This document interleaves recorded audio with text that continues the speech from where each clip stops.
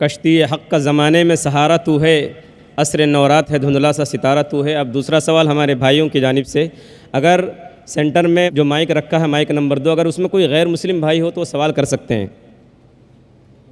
मेरा नाम प्रसाद वेरनेकर है। नमस्कार नाइक साहब। मेरा सवाल यह है कि कौन सा धर्म, किताब या जाति ये इजाज़त देती है कि मासूम जानवरों का कत्ल किया जाए, I mean to fulfil his hunger और taste. Like in case of Muslim, you celebrate Bakri Eid, which favors killing of goats, I mean, as a means of festival.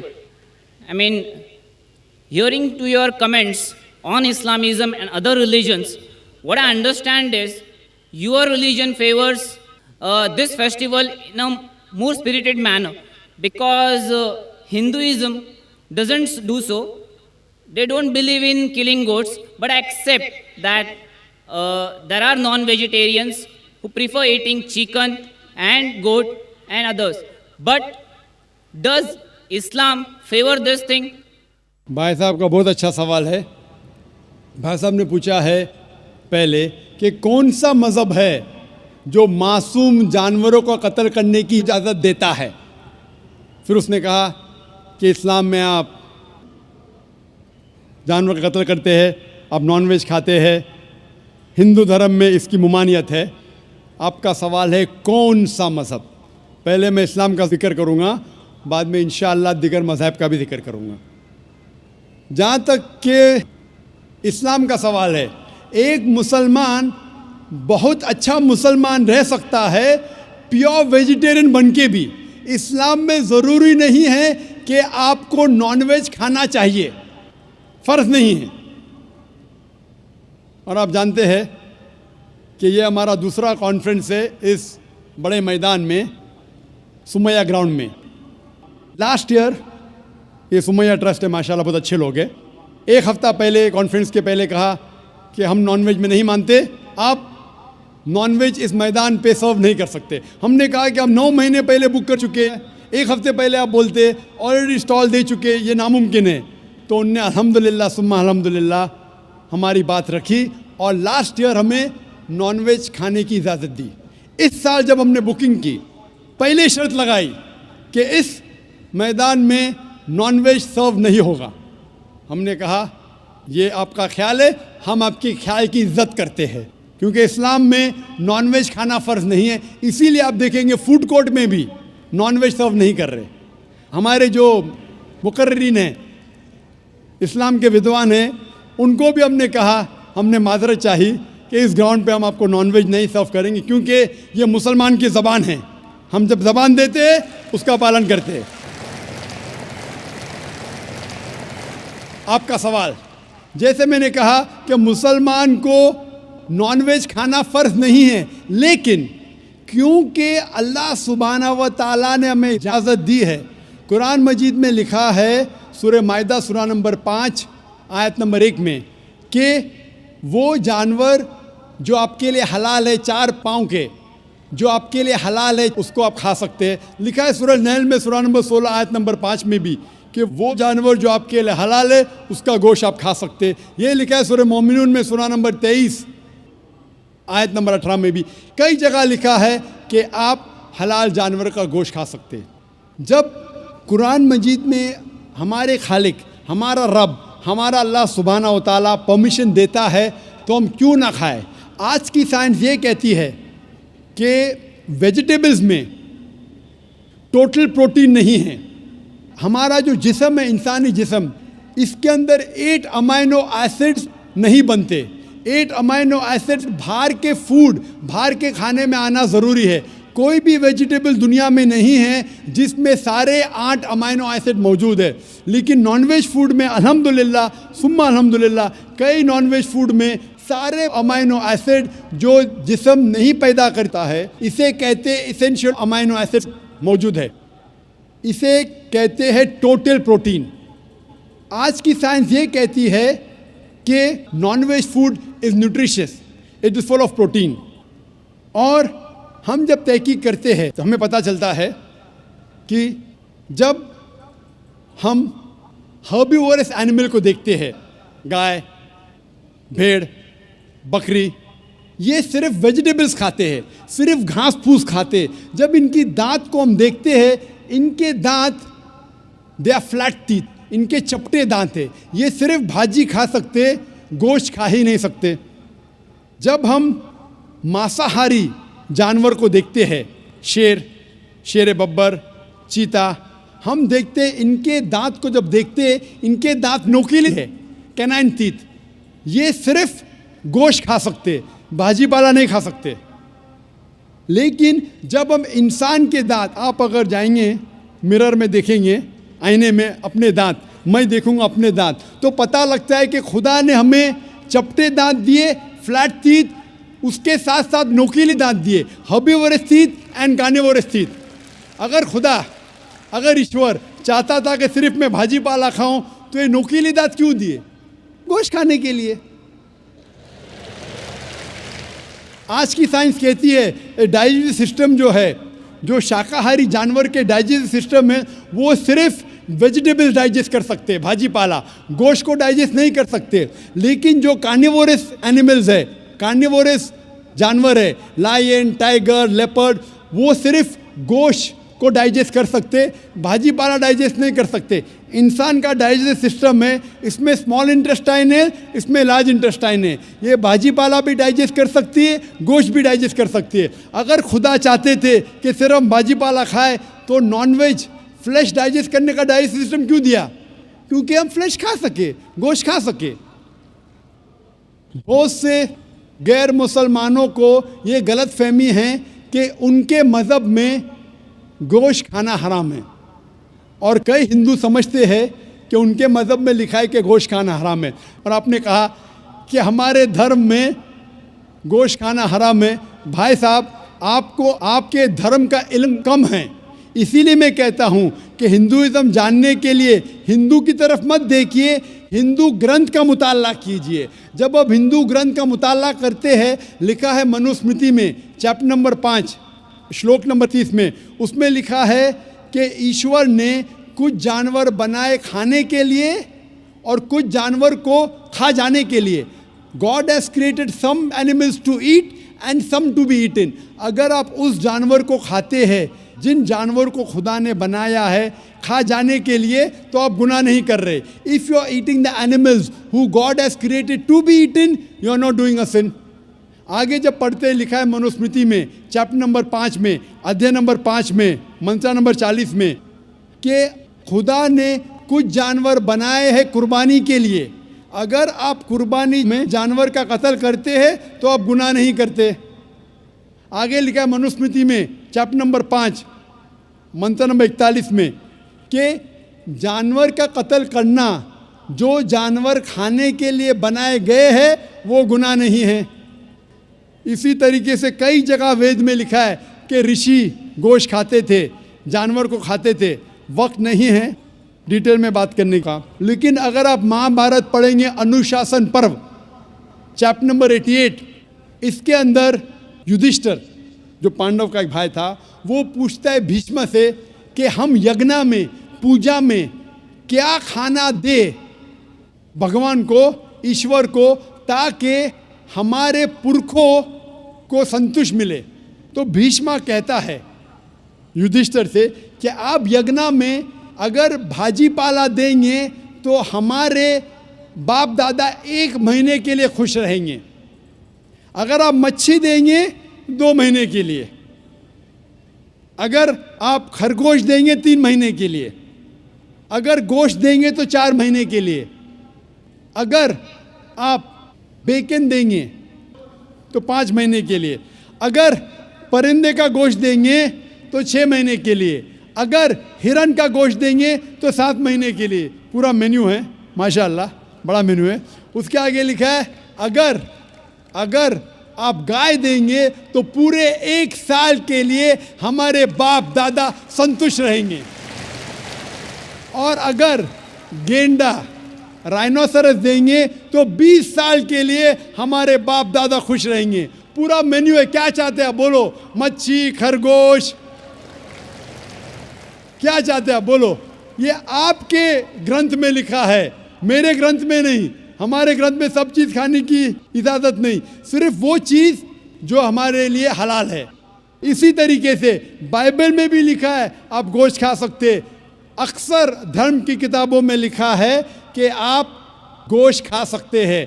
आप मेरा अगर एक डिबेट देखेंगे जिसका मौजू था, is eating non vegetarian food permitted और prohibited for a human being, क्या इंसान के लिए गोश्त खाना हलाल है या हराम है। और मैंने डिबेट किया था एक जैन के साथ जिसका नाम था रश्मिबाई झवेरी। वो इंडियन वेजिटेरियन कांग्रेस का सदर था, प्रेसिडेंट था। वो दुनिया भर घूमता है बताने के लिए कि नॉनवेज हराम है, और उसने मुझे चैलेंज किया। मैंने कहा भाई आपस में बैठ के बात करेंगे। नहीं नहीं, पब्लिक में चैलेंज किया, डिबेट करेंगे। मैंने कहा अच्छा आ बेल मुझे मार। तो मैंने कहा ठीक है भाई, पब्लिक में। बोला मैं लोग को लेके आऊँगा। मैं बोला लेके आओ। तो पाटकर हॉल के अंदर 1998 में तकरीबन 10 साल पहले डिबेट किया। वो देखेंगे सारी डिटेल्स है। लेकिन हिंदू मज़हब की किताब में ये लिखने के बाद कि गोश्त खा सकते, फिर भी कुछ हिंदू शाकाहारी क्यों हैं, वेजिटेरियन क्यों है? क्योंकि वो मुतासिर हो रहे थे बाकी फ़लसफ़े के साथ जिसमें कहा गया है नॉन वायलेंस। और कुछ जैन मानते कि ईटिंग नॉन वेज इज़ हराम, इज़ प्रोहिबिटेड। और हम जब पूछते क्यों जानवर का गोश्त खाना हराम है, तो वो कहते हैं कि घास और भाजी पाला के अंदर ज़िंदगी नहीं है, जानवरों में ज़िंदगी है। जब आप कोई ज़िंदगी लेते हैं, किसी का कत्ल करते हराम है। आज साइंस तरक्की करने के बाद पता चलता है कि वेजिटेबल्स में भी जान है, भाजी पाला में भी जान है। तो वो ज़रा अपनी फ़िलॉसफी को तब्दील करते। ठीक है, हम जानते हैं कि वेजिटेबल्स में जान है, लेकिन वेजिटेबल्स डोंट फील पेन, वो दर्द को महसूस नहीं करते। जानवर दर्द को महसूस करते, इसीलिए वेजिटेबल्स खाना गुनाह नहीं है, जानवर को खाना गुनाह है। अभी साइंस तरक्की करने के बाद हमें पता लगता है कि वेजिटेबल्स को भी दर्द होता है, लेकिन ये दर्द इंसान को सुनाई नहीं देता। वेजिटेबल्स भी अफसोस करते हैं, वेजिटेबल्स भी रोते हैं, लेकिन हमें सुनाई नहीं देता। तो अभी उनका फ़लसफ़ा बदल गया। वो कहते हैं अच्छा ठीक है, मानते हैं कि वेजिटेबल्स में जान है, वेजिटेबल्स को दर्द महसूस होता है, लेकिन वेजिटेबल के पास तकरीबन 3 सेंसेस है, जानवर के पास 5 सेंसेस है। इसीलिए जानवरों की जान लेना बड़ा गुनाह है बनिस्बत वेजिटेबल्स की। मैं कहता हूँ सिर्फ डिबेट के तौर पे, argument, for sake of argument, मैं आपकी बात मानता हूँ। क्या वेजिटेबल्स के 3 सेंसेस है और जानवर के 5 सेंसेस है। मैं उस शख्स से सवाल करता हूँ कि मान लो आपका छोटा भाई गूंगा और बहरा पैदा होता है, वो सुन नहीं सकता है, बोल नहीं सकता। जब वो बड़ा होता है तो एक इंसान आपके छोटे भाई का कत्ल करता है, क्या आप जाके जज से कहेंगे मी लॉर्ड इस कातिल को कम सज़ा दो क्योंकि मेरे भाई के पास 2 सेंसेस कम थे, वो सुन भी नहीं सकता था और बोल भी नहीं सकता था? आप उल्टा कहेंगे मी लॉर्ड जज इस कातिल को डबल पनिशमेंट दो, डबल सजा दो, वो तो मेरा भाई मासूम था, बेचारा सुन भी नहीं सकता था और बोल भी नहीं सकता था। इस्लाम में 2 सेंसेस कम या ज़्यादा के वजह से कोई खाना हराम या हलाल नहीं होता है। जो चीज़ आपके लिए तैयब है वो आप खा सकते हैं। इसी तरीके से कई वजह। लेकिन अगर कोई नॉन मुस्लिम मुझसे ये कहता है कि मैं वेजिटेरियन हूँ, मुझे कोई गिला शिकवा नहीं, आपको नॉनवेज पसंद नहीं है आप मत खाइए, लेकिन कोई नॉन मुस्लिम, कोई गैर मुसलमान, कोई हिंदू मुझसे कहता है कि आप जानवरों का कत्ल करते हैं वो गुनाह है, तो मैं उनसे कहता हूँ इस बात को मैं तस्लीम नहीं करता हूँ। आप अगर गोश्त नहीं खाना चाहते हैं, मैं आपसे खुश हूँ। अगर हिंदुस्तान में सब गैर मुस्लिम गोश्त खाने लगेंगे तो गोश्त का भाव बढ़ जाएगा। तो मुझे कोई गिला शिकवा नहीं अगर गैर मुस्लिम गोश्त नहीं खाते, लेकिन अगर मुझसे कहते हैं कि गोश्त खाना गुनाह है तो मैं ये जवाब देता हूँ, अभी आपको संतुष्ट हो चुका होगा कि साइंस के मुताबिक, आपके मज़हब की किताब के मुताबिक, कुरान के मुताबिक गोश्त खाने की इजाज़त है सारे इंसान को। Hope the answer the question.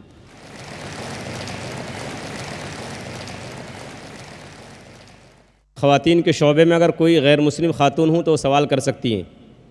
अस्सलाम वालेकुम जाकिर साहब, आपने पलट के जवाब नहीं दिया।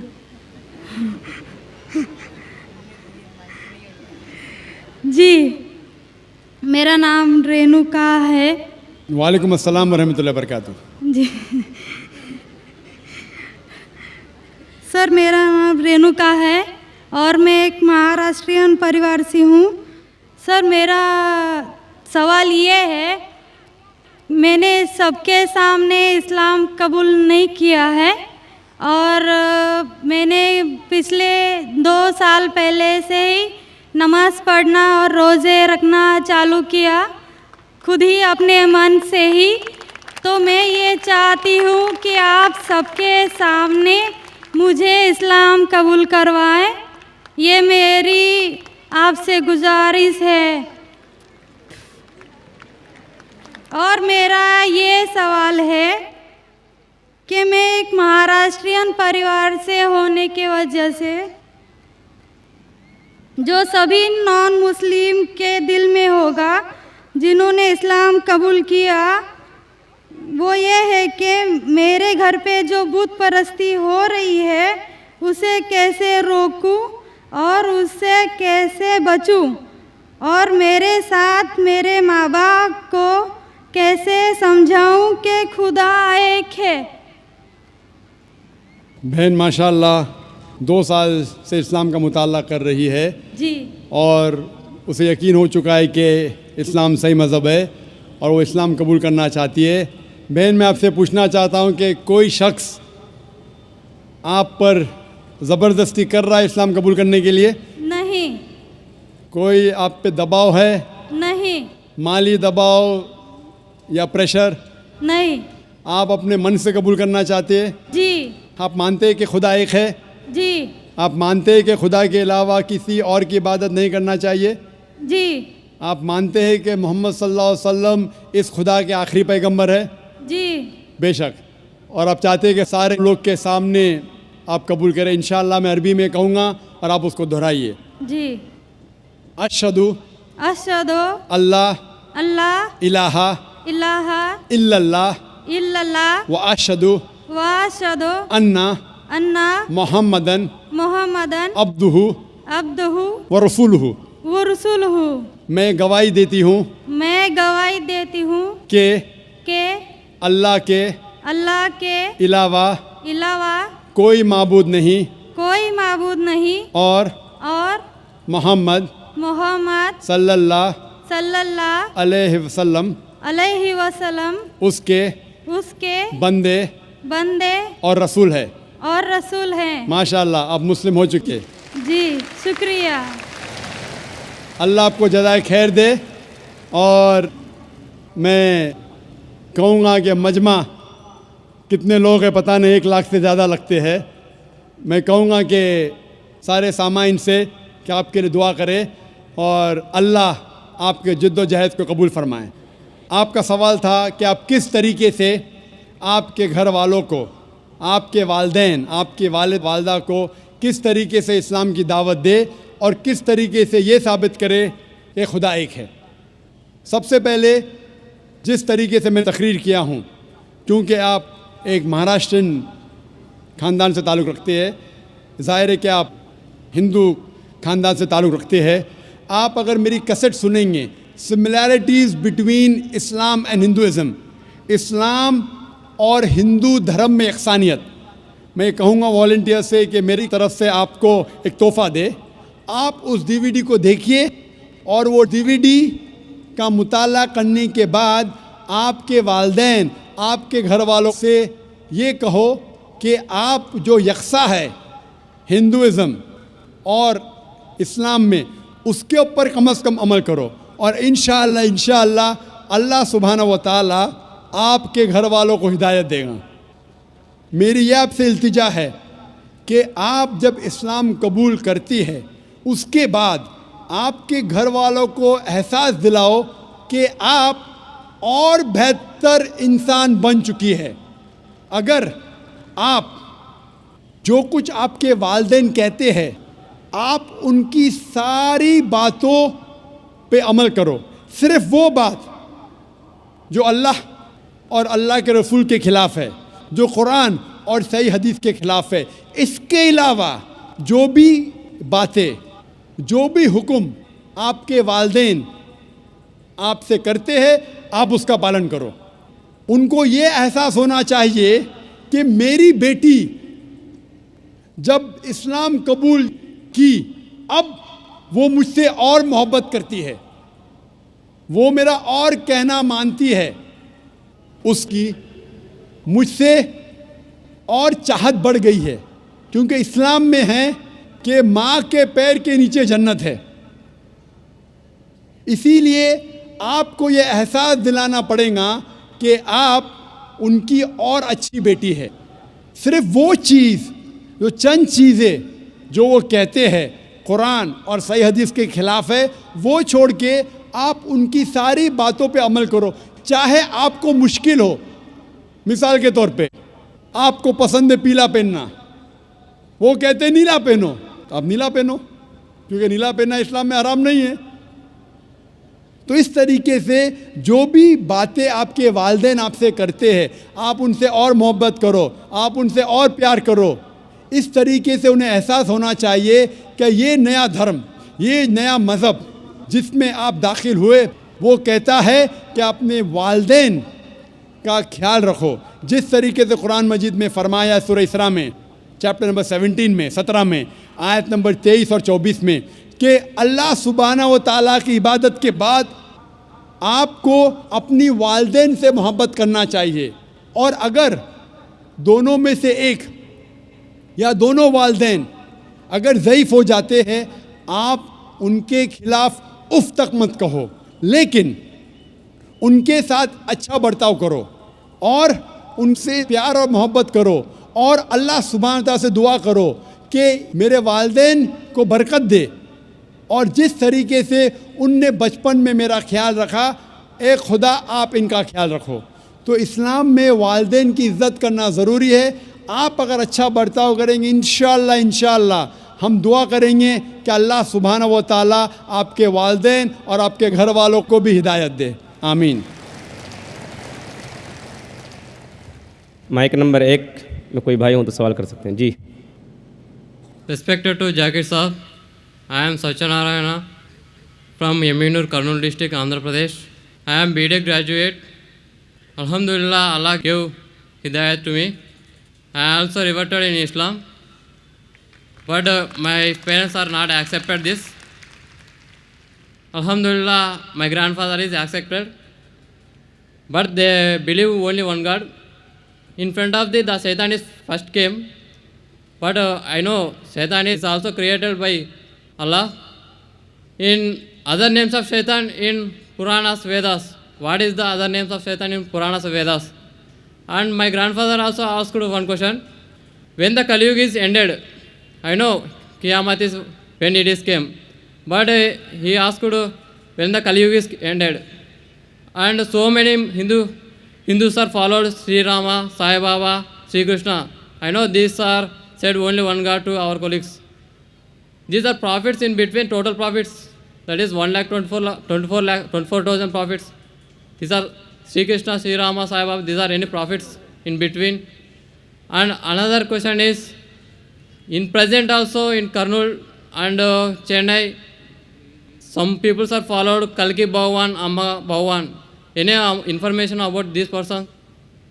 भाई साहब ने सवाल किया है, अल्हम्दुलिल्लाह उसने इस्लाम कबूल किया। अल्लाह सुब्हानहू तआला इसको जज़ाए खैर दे और इसके जद्दोजहद को कबूल फरमाए।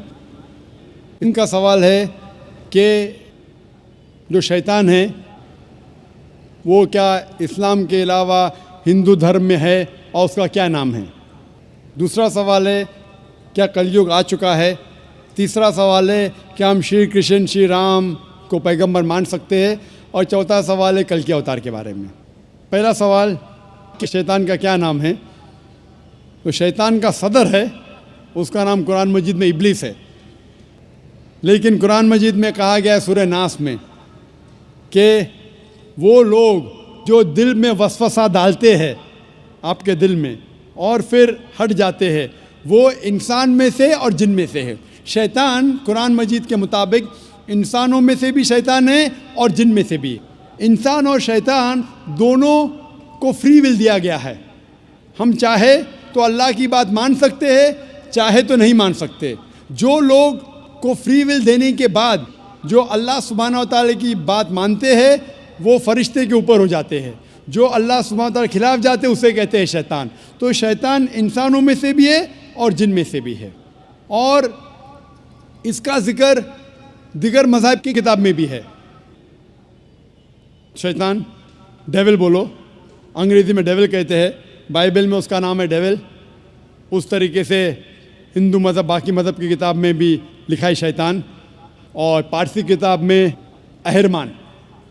तो हर मज़हब में there is an evil force, उसे शैतान कहो, डेविल कहो, इब्लीस कहो। आपका दूसरा सवाल है जो कलयुग, ये कलयुग आ चुका है।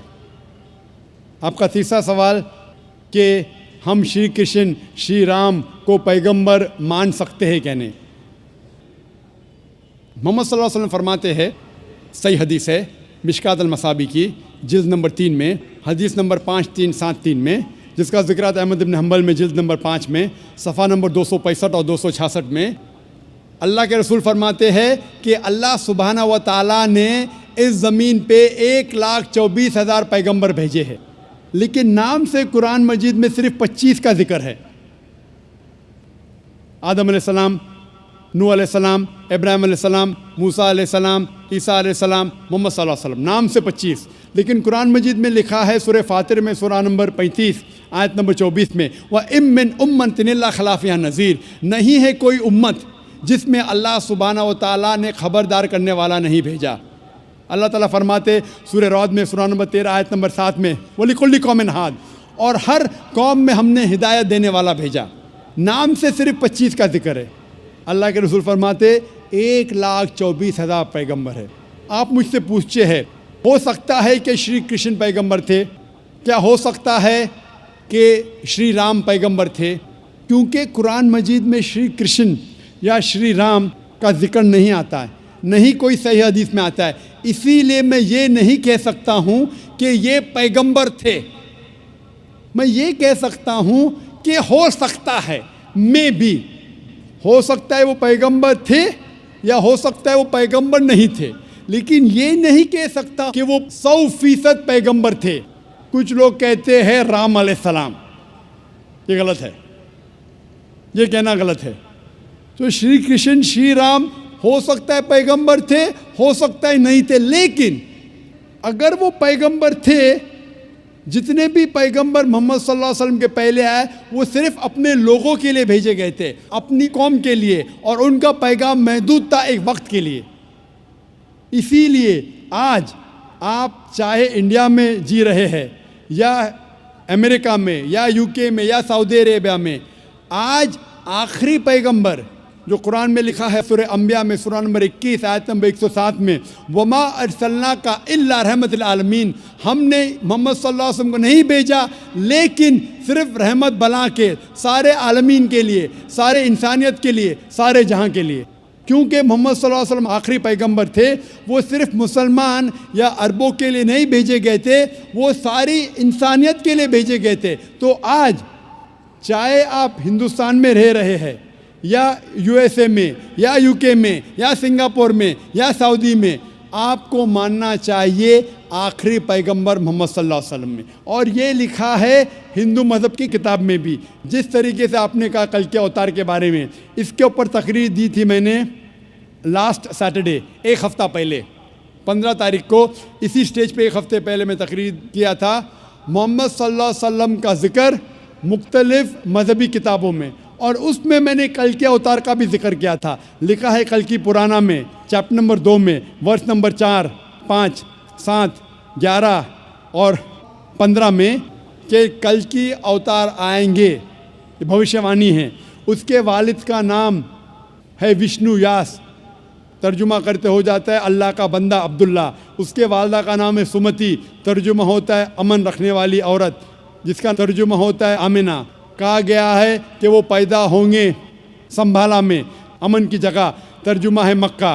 वो पैदा होंगे उस संभाला देश के सदर के घर में।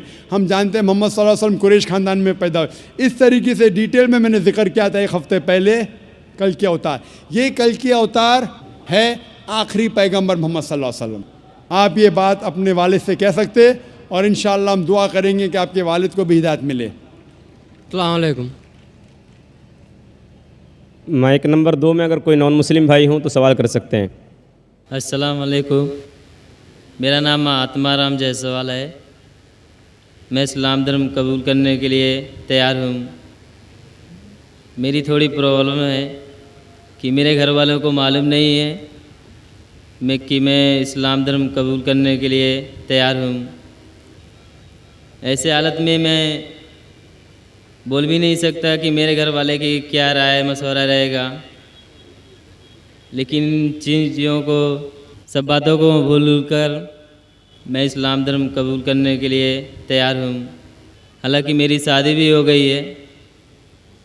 मैं ये पूछना चाहता हूँ कि इस्लाम धर्म कबूल करने के बाद मैं अपने परिवार में अपने बीवी के साथ, मतलब अपने माँ बाप भाई के साथ रह सकता हूँ कि अलग रहना पड़ेगा? भाई साहब का सवाल है कि वो इस्लाम मज़हब कबूल करना चाहते हैं लेकिन उनके वालिदैन को नहीं पता है। क्या अपने वालिदैन को बताना ज़रूरी है? और इस्लाम कबूल करने के बाद क्या मैं अपने घर में माँ बाप के साथ रह सकता हूँ कि नहीं? इस्लाम कबूल करने के लिए आपको अपने वालिदैन को बताना ज़रूरी नहीं, किसी को बताना ज़रूरी नहीं, दिल में, ये मजमे को भी बताना ज़रूरी नहीं। अगर दिल में आप ईमान रखते हैं कि अल्लाह एक है, उसके अलावा कोई माबूद नहीं और मोहम्मद सल्लल्लाहु अलैहि वसल्लम उसके बंदे और आखिरी पैगंबर है, आप मुस्लिम हो जाते हैं। आपको किसी को बताने की ज़रूरत नहीं। अगर आपको शक है क्या बताने के बाद मेरी जान खतरे में आ सकती है या मुझे कोई चोट पहुंच सकती है, तो आप इसको महफूज रख सकते, किसी को बताने की ज़रूरत नहीं। लेकिन अगर बता सकते हैं तो बेहतर है, लेकिन बताना फ़र्ज़ नहीं है।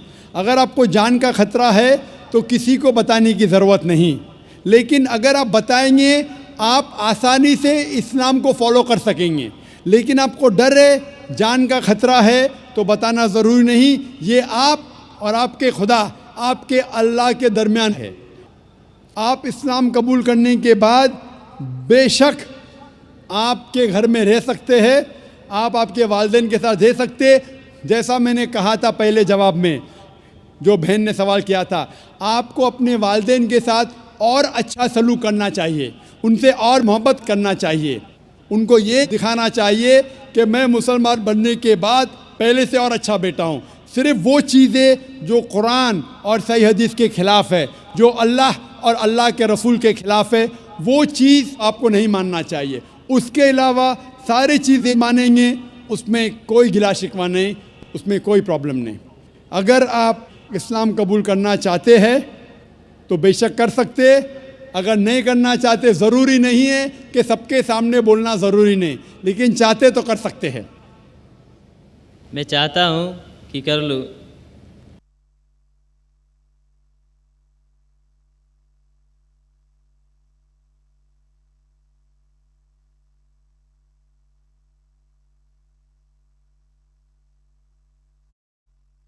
आप चाहते कि इस्लाम कबूल करे? जी। मैं ये पूछना चाहता हूँ कि आप पर किसी ने ज़बरदस्ती की? नहीं। किसी ने कोई दबाव डाला? नहीं। आप आपके मन से कबूल करना चाहते? जी। आपको किसी ने ज़बरदस्ती नहीं की? नहीं।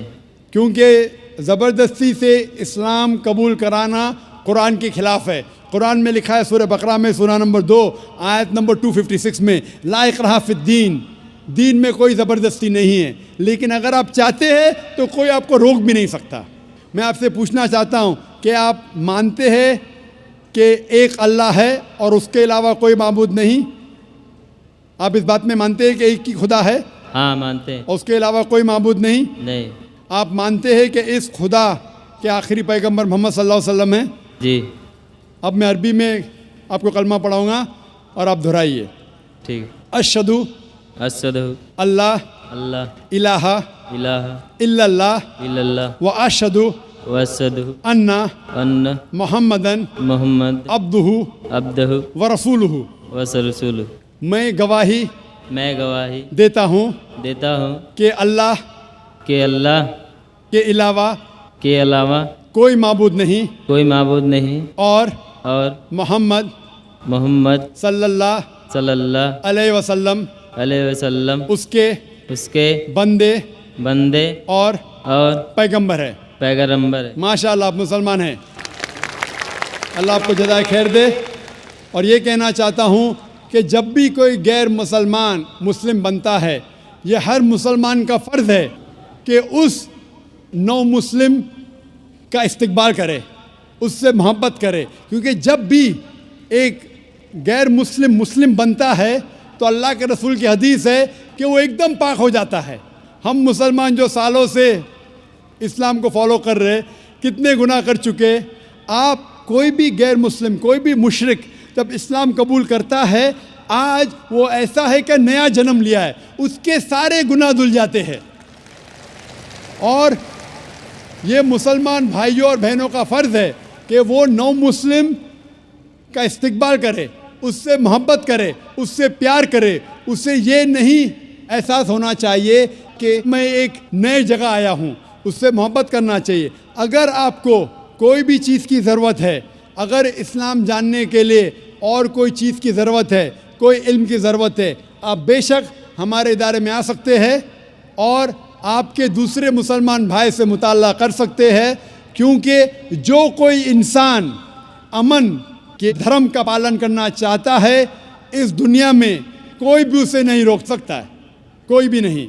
और हम जानते हैं कि कल ही अल्हम्दुलिल्लाह सुम्मा अल्हम्दुलिल्लाह कल टेलीविज़न पे हेडलाइन न्यूज़ थी कि माइकल जैक्सन ने इस्लाम कबूल किया।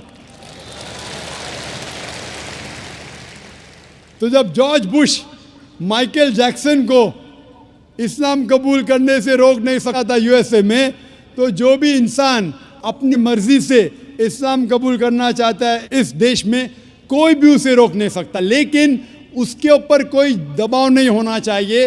वो अपनी मर्ज़ी से जब इस्लाम का मुताला करता है और जांच पड़ताल करने के बाद खुश होता है कि ये एक वाहिद मज़हब है जिससे उसकी ज़िंदगी में अमन हासिल हो सकता है, तो हम उसको वेलकम करते और अल्लाह सुब्हानहू व तआला से दुआ करते हैं कि आपको इंशाअल्लाह इस दुनिया और आखिरत में इंशाअल्लाह सवाब दे और सबसे बेहतरीन रिवार्ड दे। आमीन।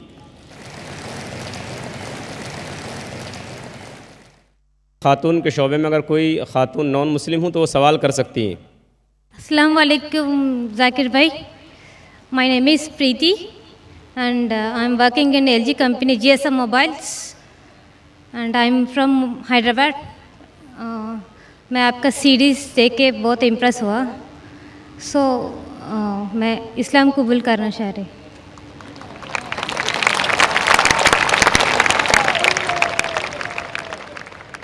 माशाअल्लाह, बहन ने मेरी सीरीज़ देखी है, हो सकता है पीस टीवी देखा है। अल्हम्दुलिल्लाह सुम्मा अल्हम्दुलिल्लाह, हिदायत देना अल्लाह के हाथ में है। हम तो सिर्फ जिक्र कर सकते हैं, हम सिर्फ पैगाम पहुंचा सकते हैं और पैगाम पहुंचाने से कोई रोक नहीं सकता है। हालांकि सवाल जवाब का सेशन लगता है कि शहादत का सेशन है। बहन, मैं आपसे पूछना चाहता हूं कि आप पर कोई भी ज़बरदस्ती कर रहा है? नहीं। कोई भी दबाव डाल रहा है? नहीं। आप अपनी मर्ज़ी से इस्लाम कबूल करना चाहती है? या माशाअल्लाह।